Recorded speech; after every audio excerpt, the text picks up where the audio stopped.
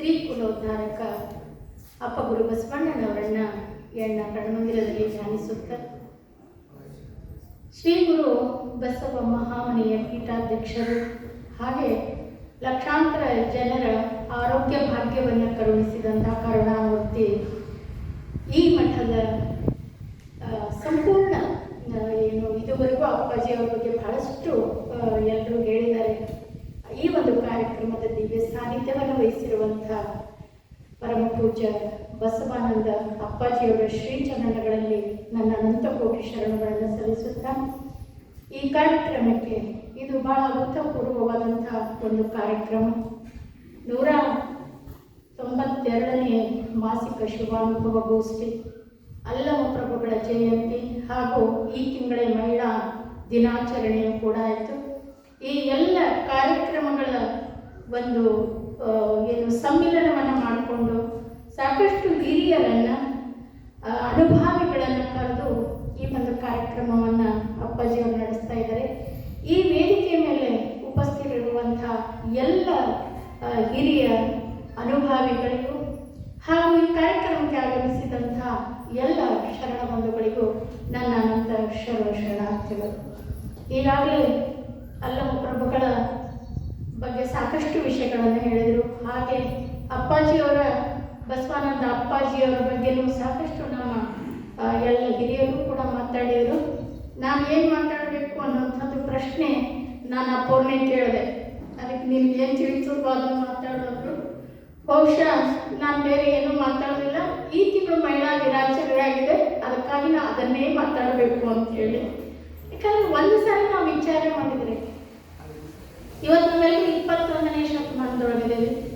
ಒಂದ್ಸರಿ ಹಾಗೆ ಹಿಂದೆ 12ನೇ ಶತಮಾನಕ್ಕಿಂತ ಪೂರ್ವದೊಳಗೆ ಹೋದರೆ ನಾವೆಲ್ಲ ಏನಿದ್ವಿ, ನಮ್ಮ ಸ್ಥಾನಮಾನಗಳು ಏನಿತ್ತು, ಇವೆಲ್ಲವನ್ನು ವಿಚಾರ ಮಾಡಿದಾಗ ಗುರು ಬಸವಣ್ಣನವರ ಕರುಣೆಯಿಂದ ನಾವಿವತ್ತೆಲ್ಲರೂ ಕೂಡ ಒಂದೇ ವೇದಿಕೆಯಲ್ಲಿ ಸರಿಸಮಾನವಾಗಿ ಕೂಡುವಂಥ ಒಂದು ಅವಕಾಶವನ್ನು ಗುರು ಬಸವಣ್ಣನವರೇ ನಮಗೆ ಕರುಣಿಸಿದರು. ಅವತ್ತು ಹೆಣ್ಣು ಮಕ್ಕಳು ಕೇವಲ ಹೆರಿಗೆ ಆಗಬೇಕು, ಮಕ್ಕಳನ್ನು ಪಾಲನೆ ಪೋಷಣೆ ಮಾಡಬೇಕು, ಮನೆಯ 4 ಗೋಡೆಗಳ ಮಧ್ಯೆ ಅವಳು ಬಂದಿಯಾಗಿರುವಂಥ ಅವಳಿಗೆ ಯಾವುದೇ ಒಂದು ಧಾರ್ಮಿಕ ಹಕ್ಕುಗಳಿರಲಿಲ್ಲ. ಅವಳಿಗೆ ಅಧ್ಯಯನ ಮಾಡುವುದಾಗಲಿ, ಧಾರ್ಮಿಕ ಕಾರ್ಯಕ್ರಮದಲ್ಲಿ ಭಾಗವಹಿಸುವುದಾಗಲಿ, ಅಥವಾ ದೇವರ ಬಗ್ಗೆ ಧರ್ಮದ ಬಗ್ಗೆ ಚಿಂತನೆ ಮಾಡುವುದಾಗಲಿ ಯಾವುದೂ ಅವಕಾಶ ಇರಲಿಲ್ಲ. ಆವಾಗ ಗುರು ಬಸವಣ್ಣನವರ ಅಕ್ಕನಾಗಲಾಂಬಿಕೆ ತಾಯಿಯವರನ್ನು ನಾವಿಲ್ಲಿ ನೆನೆಸಬೇಕು. ಯಾಕಂದರೆ ಒಂದು ಘಟನೆ ಗುರು ಬಸವಣ್ಣನವರ ಜೀವನದಲ್ಲಿ ಸ್ತ್ರೀ ಸಮಾನತೆಗಾಗಿ ಅವರು ಏನು ಅವರ ಅವಕಾಶವನ್ನು ಕೊಟ್ಟರು. ಅದರ ಹಿಂದೆ ಒಂದು ಕತೆ. ಅದೇ ಅಕ್ಕನಾಗಮ್ಮ ತಾಯಿಯವರು ಒಂದು ದಿವಸ ಬಾಗೇವಾಡಿಯ ಏನು ಊರು ಹೊರಗಡೆ ಇರುವಂಥ ಒಂದು ಗುಹೆಯಲ್ಲಿ ಅವರ ಅಕ್ಕ ಮತ್ತು ತಮ್ಮ ಧ್ಯಾನಕ್ಕೆ ಕೂಡ್ತಾ ಇರುವಂಥ ಒಂದು ಸಂದರ್ಭ. ಅಕ್ಕನಾಗಮ್ಮನ ಕಣ್ಣಿನಲ್ಲಿ ಧಾರಾಕಾರವಾಗಿ ನೀರು ಹರಿತಾ ಇರ್ತದೆ.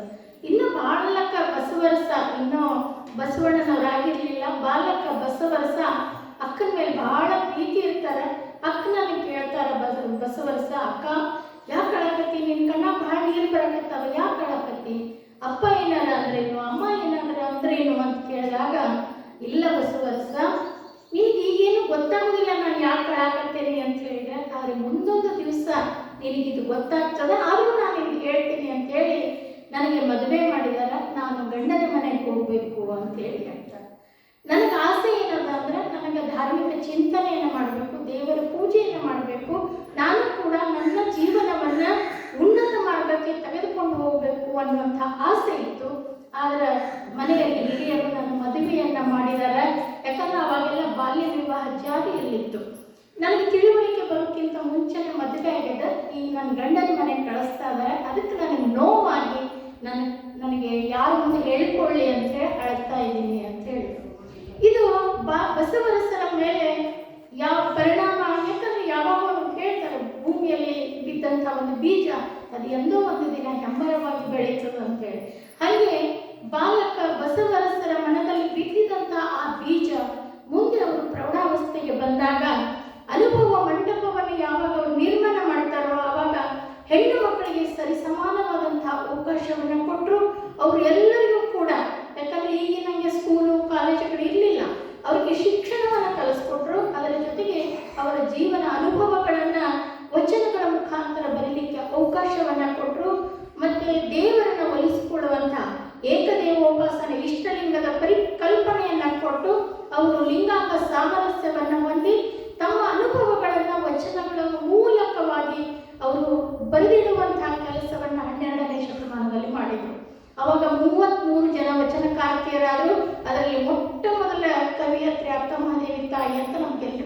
ಕೊಟ್ಟಿರುವಂಥದ್ದು.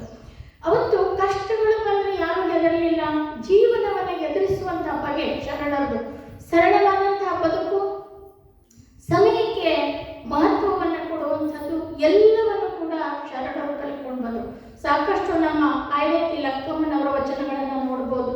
ಹಾಗೆ ಅಕ್ಕಮಹಾದೇವಿ ತಾಯಿಯವರ ವಚನಗಳನ್ನು ನೋಡಿದಾಗ ನಾವು ಎಷ್ಟು ಆತ್ಮಸ್ಥೈರ್ಯದಿಂದ ಬದುಕಿದ್ರು. ಯಾಕಂದ್ರೆ ಬರೀ ಶಿಕ್ಷಣ ಒಂದೇ ಸಾಲೋದಿಲ್ಲ.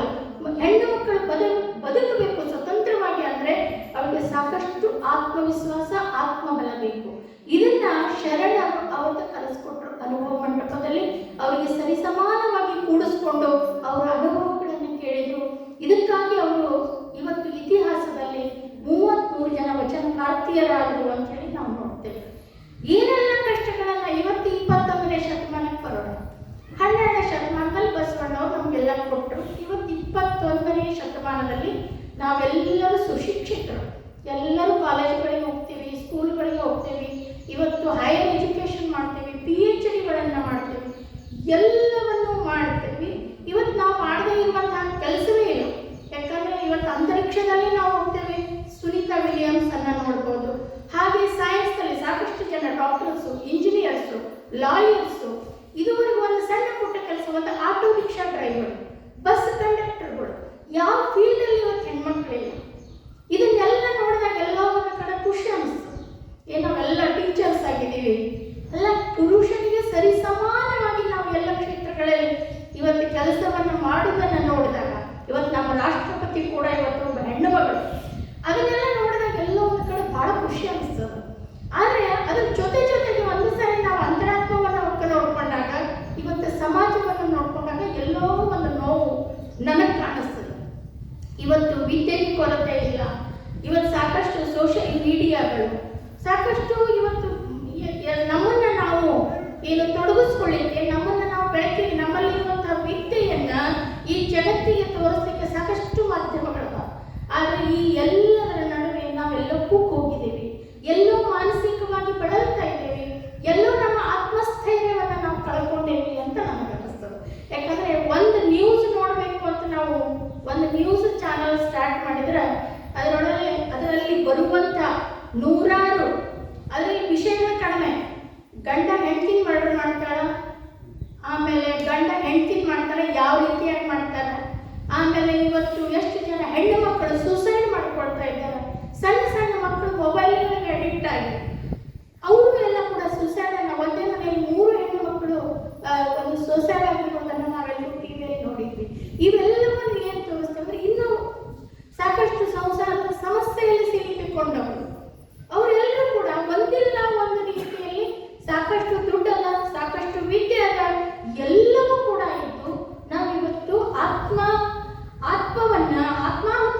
ಆತ್ಮಹತ್ಯೆಯಂತಹ ಪಾಪಕರ್ಮಗಳನ್ನು ಮಾಡ್ಕೊಳ್ತಾ ಇದ್ದೇವಲ್ಲ, ಇದು ಎಷ್ಟು ಸರಿ ಅಂತ ನಾವು ವಿಚಾರ ಮಾಡ್ಕೊಳ್ಬೇಕು. ಯಾಕಂದ್ರೆ ಪ್ರತಿ ವರ್ಷ ಮೇಳಾಚರಣೆ ಬರ್ತದೆ, ಅವತ್ತೊಂದು ದಿವಸ ದೊಡ್ಡ ದೊಡ್ಡ ಭಾಷಣಗಳನ್ನು ಮಾಡೋದು. ಇವತ್ತು ಕೂಡ ಹೆಣ್ಣಿನಿಂದಲೇ ಆಗುವಂತಹ ದೌರ್ಜನ್ಯವನ್ನು ತಡೀಲಿಕ್ಕೆ ನಮ್ಮಿಂದ ಆಗ್ತಾ ಇಲ್ಲ. ಯಾಕಂದ್ರೆ ನೋಡ್ರಿ, ಅತ್ತೆ ಅಂದ್ರೂ ಆಗಿರಲಿ, ಭಾಳ ಜನ ಸೊಸೆ ಅಂದ್ರೂ ಇದ್ದೀವಿ. ಯಾಕಂದ್ರೆ ಅತ್ತೆ ಇವತ್ತಿಗೂ ಸೊಸೆ ಹೆಣ್ಣು ಮಕ್ಕಳನ್ನ, ಯಾಕಂದ್ರೆ ನಾನು ಹೆರಿಗೆ ವೈದ್ಯ ಆಗಿರೋದ್ರಿಂದ ಹೇಳ್ತೇನೆ, ಬರೀ ಹೆಣ್ಣು ಮಕ್ಕಳೇ ಆಗಿದ್ದಾವಂತ ನನ್ನ ಜೀವನದಲ್ಲಿ ಆದಂಥ ಒಂದು ಘಟನೆಯನ್ನು ನಾನು ಹೇಳ್ತೇನೆ. ಈಗ ಕಳೆದ ಒಂದು 4 ವರ್ಷದಿಂದ ಒಂದು ಹೆರಿಗೆ ಆಯಿತು. ನಮ್ಮಲ್ಲಿ ಸೌದತ್ತಿ ನಾನು ಪ್ರಾಕ್ಟೀಸ್ ಮಾಡೋದು, ಲಮಾನಿ ತಾಂಡಕ್ಕೆ ಒಂದು ಲಮಾನಿಯ ಹೆರಿಗೆ ಆಯಿತು. ಅವಳಿಗೆ ಮೊದಲು 2 ಹೆಣ್ಮಕ್ಳು, ಪೂರ್ಣ ಹೆರಿಗೆ ಆಯಿತು. ಅವಳು ಏನಂದ್ರು, ನಾವು ಕುರಿ ಅಂತ ಹೇಳ್ತೀವಿ, ನಿಮಗೆ ಗೊತ್ತದ, ಕಾರ್ಡ್ ಕಟ್ ಮಾಡೋದು. ಮಗು ಹೆರಿಗೆ ಆದ ತಕ್ಷಣ ಆಕೆ ಏನಾದ್ರಿ ಬಯರ ಅಂತ ಕೇಳಿದ್ರು. ಇಲ್ಲಿ ಬಿಡುವ ಮಹಾಲಕ್ಷ್ಮಿ ಬಂದಾಳ ಅಂದ್ಕೂಡ್ಲೆ ಬಯರ್ ಏನಾರ ಮಾಡಿ ಮಗುವಿನ ಕೊಂದು ಬಿಡ್ರಿ ಅಂತ ಹೇಳ್ತೀವಿ. ಅಂದ್ಕೊಳ್ಳಿ ಯಾಕೆ ಅಂದ್ರೆ, ಇಲ್ರಿ ನಮ್ಮ ಅತ್ತಿ ಈ ಸರಿನೂ ನೀವು ಗಂಡ ಹಡೋದಿ ಅಂದ್ರೆ ಮನೆಯೊಳಗೆ ಸೇರ್ಸಂಗಿಲ್ಲ ಅಂತ ಹೇಳಿ ಹೆಣ್ಣಾದ್ರೆ ಅದೇ ಹೆಣ್ಣಾದ್ರೆ ಈಗ ಪೂರ್ಣ ಹೆಣ್ಣಲ್ಲ, ಈಗ 2 ಆಗ್ಯಾವ, ಈ ಸರಿ ಗಂಡ ಆಗ್ಲೇಬೇಕು, ಇದು ಆಗ್ಲಿಲ್ಲ ಅಂದ್ರೆ ನಿಮ್ಮ ಮನೆಯೊಳಗೆ ನಾವು ಸೇರ್ಸಂಗಿಲ್ಲ ಅಂತ ಹೇಳಿದ್ರು. ನಾನು ಅಂತ ಪಾಪಕರ್ಮ ನಾವು ಮಾಡಂಗಿಲ್ಲ, ನಿನಗೆ ಈ ಮಗು ಬೇಡ ಅಂತಂದ್ರೆ ಮಕ್ಕಳೆಲ್ಲರೂ ಯಾಕೋ ಕೊಡೋದು ಜೋಪಾನ ಮಾಡ್ತಾರೆ. ಆದ್ರೆ ಆದ ರೀತಿ ಮಾಡೋದು ತಪ್ಪು. ಅಂದ್ರೆ ಅಕ್ಕಿ ಅಳ್ಕೋತನ ನಮ್ಮಲ್ಲಿ ಹೆರಿಗೆ ಆದ್ಮೇಲೆ ಅಡ್ಮಿಟ್ ಮಾಡ್ಕೊಳ್ಳೋದಿಲ್ಲ. ಒಂದು 2-3 ತಾಸು ಆದ್ಮೇಲೆ ಅವಳು ನಾರ್ಮಲ್ ಹೆರಿಗೆ ಆಗಿರ್ತಾವ, ಅವ್ರ ಮನೆಗೆ ಕಳಿಸ್ಕೊಡ್ತೇವೆ. ಹೋಗುವಾಗ ಆಕೆ ದುಃಖ ಮಾಡ್ಕೊಳಕತ್ರು, ನಿಮ್ಮ ಮತ್ತೆ ಏನಾರು ಆದ್ರೆ ನನಗೆ ಹೇಳವ, ನಾನು ಬಂದು ಹೇಳ್ತೇನೆ ಅನ್ನೋ ಮಾತು ಹೇಳಿದೆ. ಆದ್ರೆ ಆಕೆಗೆ ಮನೆಗೆ ಹೋಗುವಷ್ಟರಲ್ಲಿ ಯಾಕಂದ್ರೆ ಸವದತ್ತಿ ಅಂತ ತಾಂಡ್ಯಕ್ಕೆ ಹೋಗ್ಬೇಕು ಅವ್ರು. ಆ ಮಧ್ಯದೊಳಗ ಆ ಅರಿವಿ ಒಳಗ ಆ ಮಗುವಿನ ಗಟ್ಟಿಯಾಗಿ ಸುತ್ತಿ ಉಸಿರು ಕಟ್ಟಿಸಿ ಸಾಯಿಸಿದ್ರು. ಇದು ಪ್ರತ್ಯಕ್ಷವಾಗಿ ನಾನು ನೋಡಿರುವಂತ ಘಟನೆ.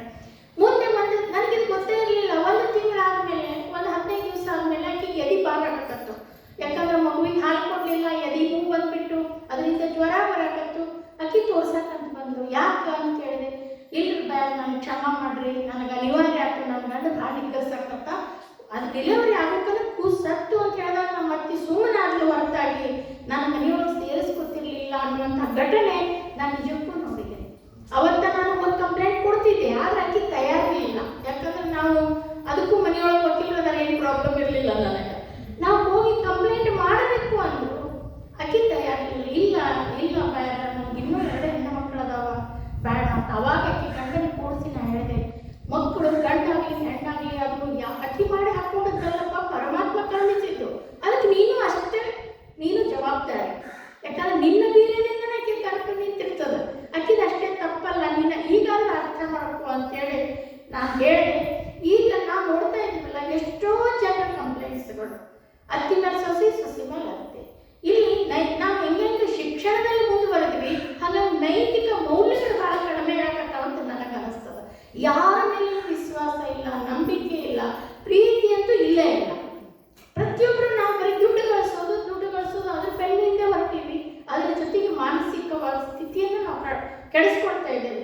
ಯಾರು ಎಜುಕೇಟೆಡ್ ನೋಡ್ರಿ ಸ್ಟ್ರೆಸ್ ನಲ್ಲದಾರ, ಆಮೇಲೆ ಮಾನಸಿಕ ರೋಗ, ಡಾಕ್ಟರ್ ಹತ್ರ ಹೋಗಿ ಸೈಕಾಟ್ರಿಸ್ಟ್ ಕಡೆ ಮೆಡಿಸನ್ ತಗೊಳ್ತಾರೆ. ಡಿಪ್ರೆಷನ್ ಅದೊಂದು ದೊಡ್ಡ ರೋಗ ಇದೆ. ಡಿಪ್ರೆಷನ್ ಮತ್ತು ಟೆನ್ಷನ್, ಈ ಶಬ್ದಗಳನ್ನು ಕೇಳಿ ಎಜುಕೇಟೆಡ್ ಜನರಲ್ಲಿ. ಅದಕ್ಕೆ ನಾನು ಹೇಳೋದಂದ್ರೆ, ಜೀವನ ಅಂದಮೇಲೆ ಕಷ್ಟಗಳು ಬರೋದಾದ್ರೆ ಅಕ್ಕ ಮಹಾದೇವಿ ತಾಯಿಯರನ್ನ ಪ್ರತಿಯೊಬ್ಬರು ಹೆಣ್ಣು ಮಕ್ಕಳು ಕಷ್ಟಗಳು ಬಂದಾಗ ಅಕ್ಕ ಮಹಾದೇವಿ ತಾಯಿಯವ್ರನ್ನ ಒಂದ್ಸಲ ನೆನೆಸ್ಕೊಳ್ಬೇಕು. ಹದಿಹರೆಯದ ಅಕ್ಕ ಮಹಾದೇವಿ ಉಡುತಡೆಯಿಂದ ಕಲ್ಯಾಣದವರೆಗೂ ಬರುವಾಗ ಅವಳಿಗೆ ಏನೇನು ಕಷ್ಟಗಳು ಬಂತು, ರಾಜ ಕೌಶಿಕ ಮಹಾರಾಜನ ಒಂದು ಕಾಮ ದೃಷ್ಟಿ ಅವಳ ಮೇಲೆ ಬಿತ್ತು, ಅದನ್ನ ಸಹಿಸಿಕೊಳ್ಬೇಕು ಅಂತ ಏನೆಲ್ಲ ಪ್ರಯತ್ನವನ್ನ ಗುರುಗಳ ಮಾರ್ಗದರ್ಶನದಲ್ಲಿ ತಗೊಂಡು ಇವೆಲ್ಲವನ್ನ ನಾವು ಕಲ್ಪನೆ ಮಾಡಿದಾಗ ಇವತ್ತು ನಾವು ಅನುಭವಿಸುವಂತ ಕಷ್ಟ ಏನು ಕಷ್ಟ.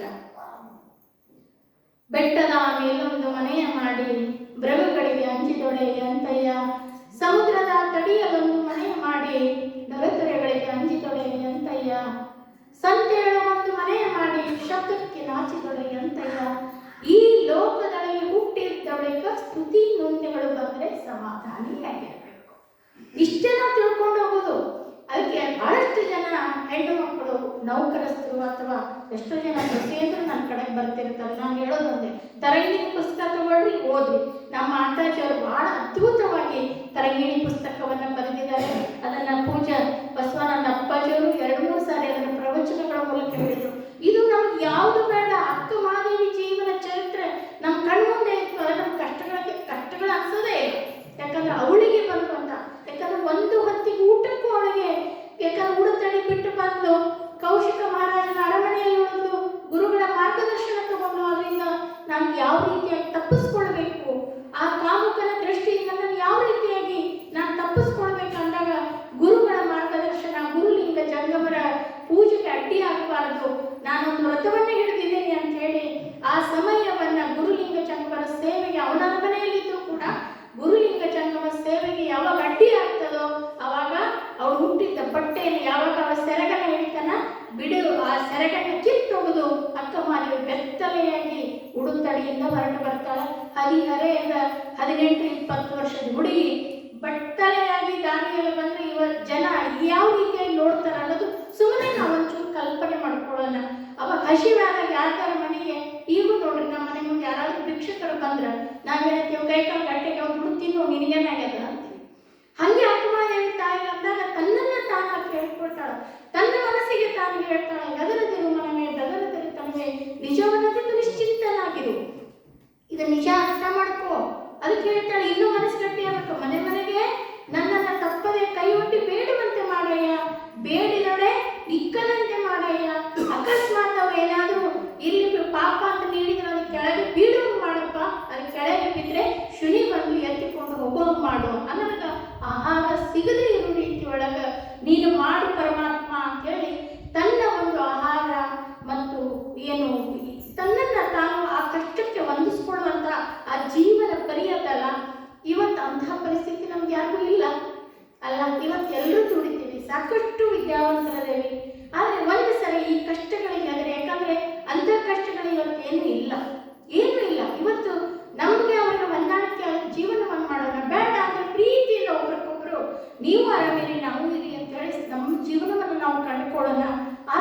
ಕೊಡುವಂತಹ ಮಹಾಪಾಪವನ್ನು ಮಾಡೋದು ಬೇಡ.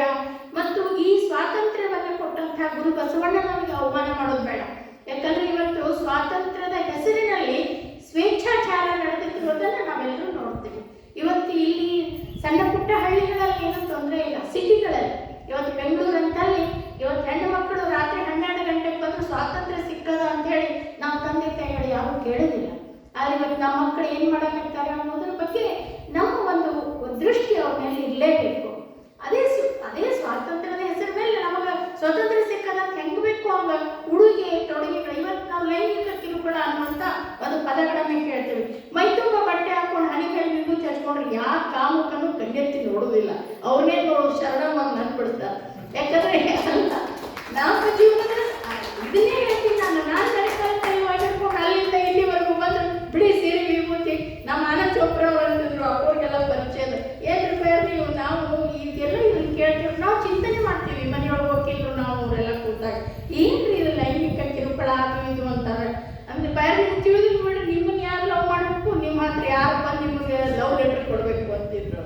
ಅಂದ್ರೆ ನಮ್ಮ ಉಡುಗೆ ತೊಡುಗೆಗಳು, ನಮ್ಮ ಒಂದು ಇರುವಂತಿಕೆ ಎಲ್ಲವೂ ಕೂಡ ಒಂದು ಆರಾಟ ಕ್ರಿಯೇಟ್ ಆಗಿಬಿಡ್ತದೆ. ನಮ್ಮ ಸುತ್ತಮುತ್ತ ಯಾರೂ ಕಾಮುಕ ದೃಷ್ಟಿಯಿಂದ ನೋಡೋದೇ ಇಲ್ಲ. ಆ ರೀತಿ ಇರುವಂಥದ್ದು ನಮ್ಮ ಕರ್ತವ್ಯ ಅಲ್ಲ.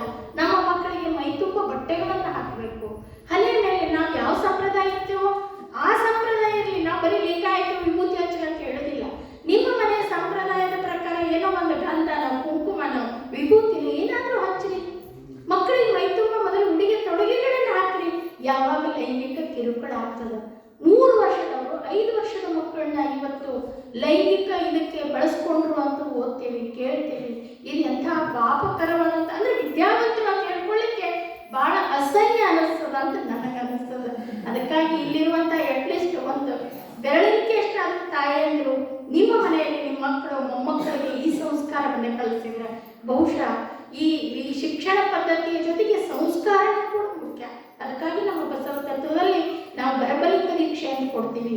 ಮಗುವಿಗೆ ಗರ್ಭದಲ್ಲಿ ಇರುವಾಗಲೇ ಅವ್ರಿಗೊಂದು ದೀಕ್ಷೆಯನ್ನು ಕೊಟ್ಟು ಸಂಸ್ಕಾರಯುತವಾಗಿ ಅವರಿಗೆ ಮಾರ್ಗದರ್ಶನವನ್ನು ಮಾಡ್ತಾ ಬಂದರೆ ಬಹುಶಃ ಇಂತಹ ಒಂದು ಅನಾಹುತಗಳಿಗೆ ಎಡೆಯಾಗುವುದಿಲ್ಲ ಅನ್ನುವಂಥ ಮಾತುಗಳನ್ನು ಹೇಳ್ತಾ, ಸುಮ್ಮನೆ ನಾವು ಅದನ್ನು ಮಾಡಿದ್ವಿ ಇದನ್ನು ಮಾಡಿದ್ವಿ ಅಂತ ಹೇಳಿಕೊಂಡು ಒಂದು ಕಡೆ ಖುಷಿ ಪಡೋದಕ್ಕಿಂತ ನಮ್ಮ ನ್ಯೂನ್ಯತೆಗಳ ಏನು, ನಾವು ಇಷ್ಟು ಶಿಕ್ಷಣವನ್ನು ಕಲಿತರೂ ನಮ್ಮ ಮನಸ್ಥಿತಿಗಳು ಹೆಂಗದಾವ ಇದನ್ನು ನಾವು ವಿಚಾರ ಮಾಡಿಕೊಂಡು ತಿದ್ದುಕೊಳ್ಳುವಂತಹ ಬರೀ ಪುರುಷರನ್ನ ಬೈಯುವುದಲ್ಲ.